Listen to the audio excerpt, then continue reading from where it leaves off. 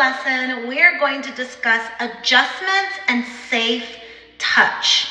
Now, if you are uncomfortable with making any type of adjustments or connecting with another person physically, then you can completely opt out. Remember, we are transferring our energy as well as holding space for others. We do want to be careful about quote unquote transference, meaning we are literally sharing in the experience, like we are sharing in the traumas. We are identifying with what our student is identifying with. In trauma-informed yoga, the goal is always to help our student become closer to themselves. We are just facilitating that mission for them, right? That intention. When we think about adjustments and safe touch, I want you to really think about safe touch and what it means to you. In our live workshop setting, we all discussed what safe touch meant to each other and what unsafe touch meant. And we had an array of answers. We had answers such as someone just touching your open skin, rather that's, students like in a workout attire and maybe like a part of their lower back is showing and they can feel another human's hands touching their flesh. That felt unsafe or startling. It could be also touching anywhere on the head space. For some, it was touching the neck. Of course, touching private areas is a given, right? But for others, it was having their feet touched. So we all were sharing in what unsafe touch or just, abrupt, startling, stranger touch was. But we all settled in collectively, and I agree that safe touch is, placing a hand on top of a hand. Perhaps just a gentle touch or a tap on a shoulder. Keeping things as far away from private areas as possible. Realizing that building that trust and connection with someone is what's most important. Asking permission. Is it okay if I show you how to get into the pose by grabbing you a bit by the arm, or guiding you is probably better language, right? Touching your elbows. May I touch your shoulders here and adjust? Can I ask you to put your hands on your hips and then I can touch your elbows to help you adjust your hips? Those sorts of things are ideas and concepts that you can consider when you are helping to facilitate a trauma-informed safe touch or adjustment. If you are not already used to offering adjustments as a yoga teacher, or you haven't had any specialized training, do it, right? Because it's important to know that adjustments isn't just putting your hands on someone's body. It can be guiding through language, guiding through cueing, demonstrating, standing in front of someone and showing them what a warrior placement would look like from the toes up. Explaining, giving different visualizations by utilizing another student, showing, pointing, expressing. It is all of that.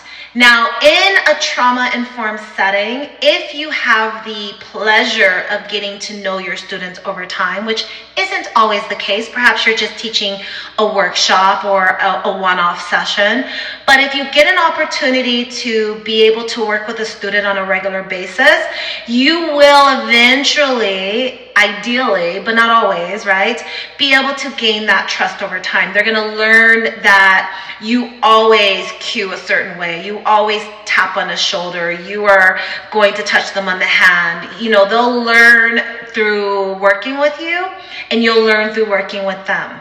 However, here's my issue with adjustment cards, or place one hand over your belly if you want an adjustment. When you've suffered from trauma, there's a part of you that may dissociate from your body, right? There's also a part of you that may give away your power intuitively, instinctively. You may not know that you can say no. You may not want to stand out. You may not want to disappoint someone else. So, you might be so inclined to just acquiesce to whatever the teacher, the guide is requesting of you. So I don't typically like to ask my students if they want an adjustment. They may not know what they're even agreeing or consenting to. What is an adjustment? If you really want to get into this line of work where you are offering this, which I think is beautiful, safe touch is a beautiful way to bond and to teach someone else that it is okay to connect with others, and this is a safe way to do it. It's a good demonstration. It's a safe space to do that. It's a sacred way to do that. It's also a great way to co-regulate, right? But it's also important to realize, like, our yoga mat is our personal space. It is probably one of the few places where it's inherent that we don't step on each other's spaces, and we honor those spaces, and we are allowed to be in our little 6-foot strip.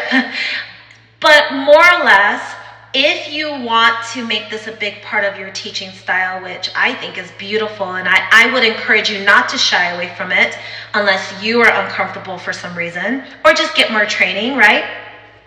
Is to get used to identifying what adjustments are in your class. So let's say you decide that today you're going to be working on hip placement in the Warrior Series, and you want to make sure you are offering the cues, the adjustments. It's going to be a bit of a workshop-y scenario. Maybe at the beginning, before you teach the class, you say, you know what, today we're going to be working on this focus, and I am going to be offering adjustments, and I have an array of ways of going about doing this. These are the ways, and this is what my intention is when offering. You can still opt out, and I will give you options to do that in real time, right? I could give you an option to, work your own body out, and I can guide you with my words. Or if you like, or if it's okay with you, I might tap your elbows, tap your shoulders, just to get you to kind of move this shoulder over. So if I tap, that means come forward, or if I tap in the back, that might mean come backward. Or I might just place my index fingers and kind of help manually adjust. These are all things that you should pre-plan if you want to do so in a trauma-informed way. And as a student, I already know what to anticipate. And I can give you direct signaling as I'm approaching, and as the teacher, you're wanting to be able to read these signals, right?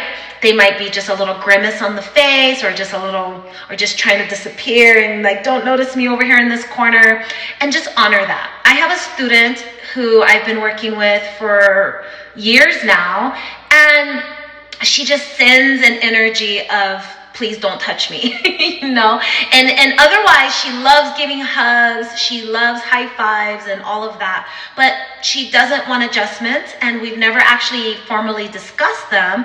But I'm reading into her body language. I could be wrong, I could be misreading, but I rather err on the side of caution, and she's never ever expressed to me in any way, shape, or form that she wants an adjustment. You can also have an open environment where you can just teach about adjustments at the beginning of class, and maybe just offer one every single time you teach, and little by little students will observe that it's safe and that other people like it, and eventually they might want that as well. At the end of the day, typically people love handshakes. That is very common, especially in American culture, to agree and handshake, to high five, and to maybe even give hugs. And you know what? That sometimes is plenty and enough. I love my students that wait after class, and it's almost like they're waiting to give me a hug. It's such an honor and a privilege to be able to be a person in their life that they want to embrace in that way. So when all else fails, enjoy the simplicity of connection in any form that your students are willing to share with you. And it is truly an honor. Namaste.